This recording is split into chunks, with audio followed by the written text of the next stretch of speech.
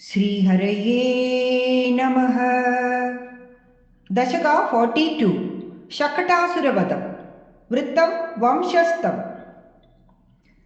कदापि जन्मर्क्षदिने तव प्रभो निमन्त्रितज्ञादिवधू महीसुराः महानसस्त्वां सविदे निधाय सा महानसादौ ववृते व्रजेश्वरी। ततो भवत्राणनियुक्तबालकप्रभीतिसङ्क्रन्दनसङ्कुलारवैः विमिश्रमश्राविभवत्समीपतः परिस्फुटद्दारुजडच्छडारवः। ततस्तदा कर्णनसम्भ्रमश्रमप्रकम्बि वक्षोजभराव्रजाङ्गनाः भवन्तमन्तर्ददृशु समन्ततः विनिष्पदद्दारुणदारुमध्यगम्। शिशोरहो किमभूदिद्रुतं प्रदाव्यनन्दः पशुभां च भूसुराः भवन्तमालोक्य यशोदया धृतं समाश्वसन् अश्रुजलार्द्रलोचनाः। कस्कोऽनुकौदस्कुद एष विस्मयो विषङ्गडं यच्चगडं विपाडितं न कारणं किञ्चिदिहेति ते स्थिताः स्वनासिका दत्तकरास्त्वदीक्षकाः।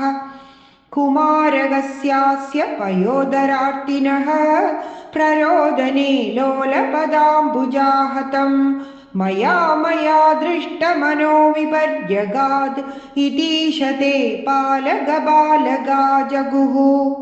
भिया तदा किञ्चित् अजानतामिदं कुमारकाणाम् अधिदुर्घटं वचः भवत्प्रभावा विदुरैरितीरितं मनागिवाशङ्क्य ददृष्टपूतनैः। प्रवालताम्रं किमिदं पदं क्षतं सरोजरम्यौनुकरौ विरोजितौ इति प्रसर्पत्करुणातरङ्किताः त्वदङ्गमाभस्पृशुरङ्गनाजनाः। अये सुतं देहि जगत्पदे कृपातरङ्गपादात् परिपादमद्य मे इति स्म सङ्गृह्य पिता त्वदङ्गकं मुहुर्मुहुः श्लिष्यति जातकण्डकः। अनो निलीनः किल हन्तुमागतः सुरारिरेवं भवता विहिंसितः रजोऽभिनो दृष्टममुष्य तत्कथं सशुद्धसत्त्वे त्वयि लीनवान् ध्रुवम्। प्रपूजितैस्तत्र ततो द्विजातिभिः विशेषतो लम्बितमङ्कलाशिषः व्रजं निजैर्बाल्यरसैर्विमोहयन् मरुत्पुराधीश रुजां जहीहि मे। गोपिका जीवनस्मरणं गोविन्द गोविन्द। नारायण अखिल गुरो भगवन्नमस्ते। श्रीहरये नमः। दशका 43 तृणावर्तवधं वृत्तं वसन्ततिलकम्। त्वामेकदा गुरुमरुत्पुरनादवोढुं गाढादिरूढगरिमाणमपारयन्ति माता निधाय शयने किमिदं वतेति ध्यायन्त्यचेष्टद गृहेषु निविष्टशङ्का। तावद् विदूरमुपकर्णित घोरघोष व्याजृम्भि पांसु पडली परिपूरिदाशः। वात्यावभुः स किल दैत्यवरस्तृणावर्ताख्यो जहार जनमानसहारिणं त्वाम्। उद्दामपांसु तिमिराहद दृष्टिपाते द्रष्टुं किमप्यकुशले पशुपाललोके।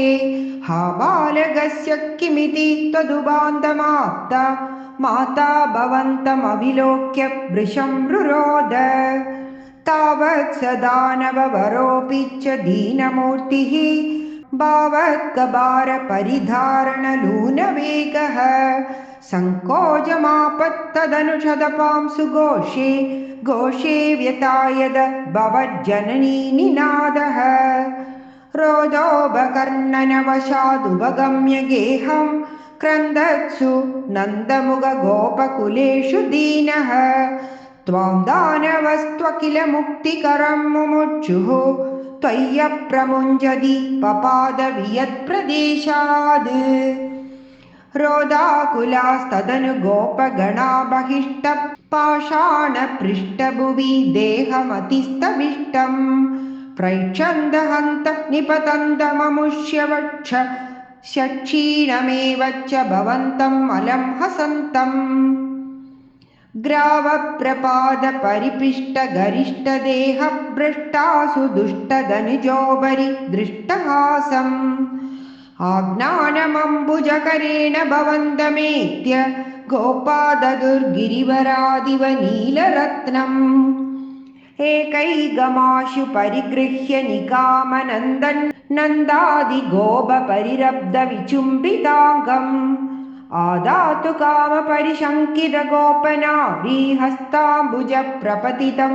प्रणुमो भवन्तम् भूयोऽपि किं नु कृणुमः प्रणदार्तिहारी गोविन्द एव परिपालयदाच्युतं नः इत्यादिमातरपितृप्रमुखैस्तदानीं सम्प्रार्थितस्त्वदवनाय विभो त्वमेव वातात्मकं धनुजमेव मयि प्रदुन्वन् वातोद्भवान् मम गदान् किमु नोदुनोषि किं वा करोमि पुनरप्यनिलालयेश निःशेषरोगशमनं मुहुरर्तये त्वा गोपिका जीवनस्मरणं गोविन्द गोविन्द नारायण अखिलगुरो भगवन्नमस्ते श्रीहरये नमः।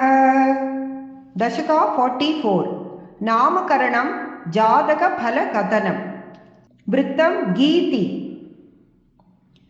घूटं वसुदेवगिरा कर्तुं ते निष्क्रियस्य संस्कारान् हृद्गदहोरातत्वो गर्गमुनि त्वद्गृहं विपो गतवान् नन्दोदनन्दिदात्मा वृन्दिष्टं मानयन्नमुं यमिना मन्दस्मितार्द्रमूचे त्वत्संस्कारान् विदातुमुत्सुगदी यदुवंशाचार्यत्वात् सुनिवृतम् इदमार्यकार्यमिति कथयन् गर्गो निर्गतपुलगः चक्रे तव साग्रजस्य नामानि कथमस्य नाम कुर्वे सहस्रनाम्नो ह्यनन्तनाम्नो वा इति नूनं गर्गमुनिः चक्रे तव नाम नामरहसि विभो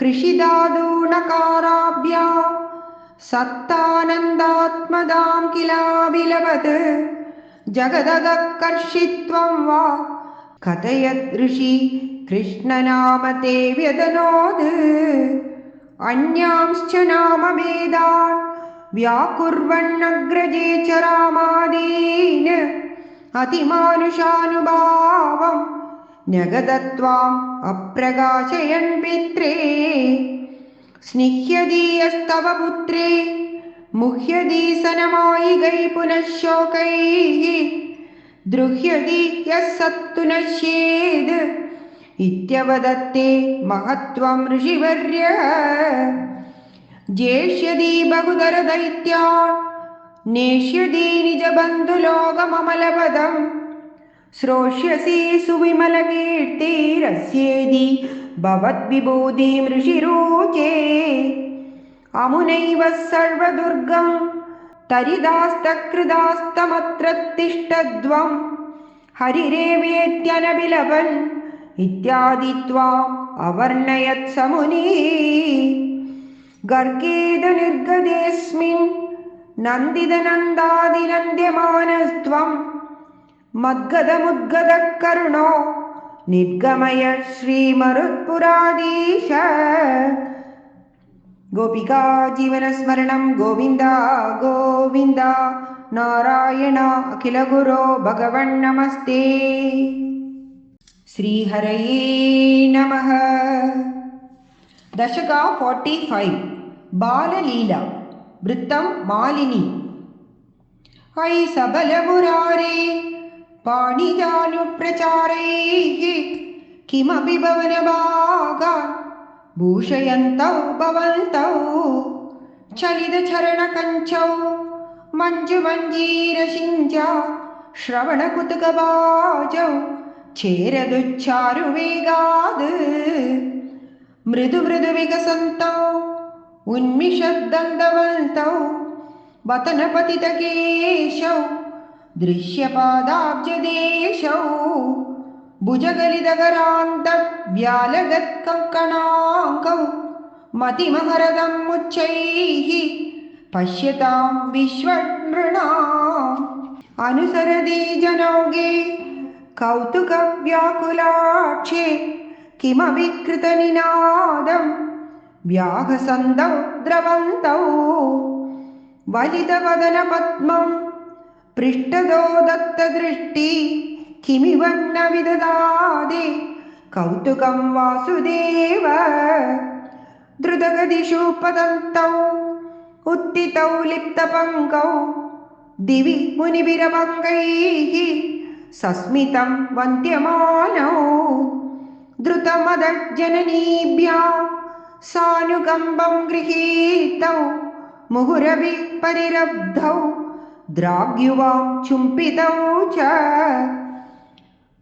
സ്നുതക്കുചപരമംഗേ ധാരയന്തി ഭവന്തം തരളമതി യശോദ സ്തന്യദാ ധന്യധന്യാ കപടപശുഭ മധ്യേ മുഗ്ധഹാസാങ്കുരം തേ ദശനമുകുലഹൃദ്യം വീക്ഷ്യ വക്ത്രം ജഹർഷ തദനു ചരണചാരി ധാരകൈ സാഖമാരാത് നിലയതദിഷു കേലൻ ബാലചാപല്യശാലീ ഭവനസുഖവിലാലാൻ വത്സഗാം ഛാനുദാവन् കഥമവികൃതഹാസൈഃ ഗോപകൈർവാരിതോ ഭൂഃ ഹലധരസഹിതസ്ത്വം യത്ര യത്രോപയാദഃ വിവശഃ പതിതനേത്രാः തത്ര തത്രൈവ ഗോപ്യഃ വികലിതഗൃഹകൃത്യാः വിസ്മൃതാവത്യവൃത്യാः മുരഹര മുഹുരത്യന്താകുല നിത്യമാസൽ പ്രതിനവ നവനീതം ഗോപികാ ദത്തമിച്ഛൽ കലപദം ഉപഗായൽ കോമലം ക്വാപി നിത്യൽ സദയ യുവതി ലോകൈഃ അർപ്പിതം സർപ്പിരശ്മൻ ക്വചന നവവിപക്വം ദുഗ്ധമപ്യാവിവസ്ത്വം മമ ഖലു ബലിഗേഃ യാചനം ജാതമാസ്താ ഇഹ പുനരബലാന അഗ്രദോ നൈവ കുർവേ ഇതി വിഹിതമതി കിം ദേവ സന്ധ്യഞ്ജയാഞ്ച ദതിഘൃതമഹരസ്ത്വം ചാരുണാ ചോരണേന തവ ദതിഘൃതമോഷേ ഘോഷയോഷാ ജനാന അപജദ ഹൃദി രോഷോ നാവകാശം ന ശോകഃ ഹൃദയമപി മുഷിത്വാ ഹർഷസിന്ധൗ ന്യദാസ്ത്വം സമമ ശമയ രോഗാന് വാതഗേഹാദിനാദ ശാഖാഗ്രീത വിദും വിലോക്യ ബലമിത്യം വാഞ്ചതാതം മുഹുഃ സംഭ്രാർത്യാദ തദാ തദീയ വചസാ പ്രോക്ഷിപ്ത ബാഹൗ ത്വയി ചിത്രം ദേവശശീ സതേ കരമഗാദ് കിം ബ്രൂമഹേ സമ്പതഃ ജ്യോതിർമണ്ഡലപൂരിതാഖില വപുഃ പ്രാഗാ വിരാഡ്രൂപതാ കിം കിം ബതേദമിതി സംഭ്രമവാജമേനം ബ്രഹ്മാർണവീക്ഷണമമും പരിമജ്യതാതം മായാം പുനസ്തനയമോഹമയീം വിതൺവൻ ആനന്ദചിന്മയ ജഗന്മയ പാഹി രോഗാത് ഗോപികാ ജീവനസ്മരണം ഗോവിന്ദ ഗോവിന്ദ നാരായണ അഖില ഗുരോ ഭഗവൻ നമസ്തേ.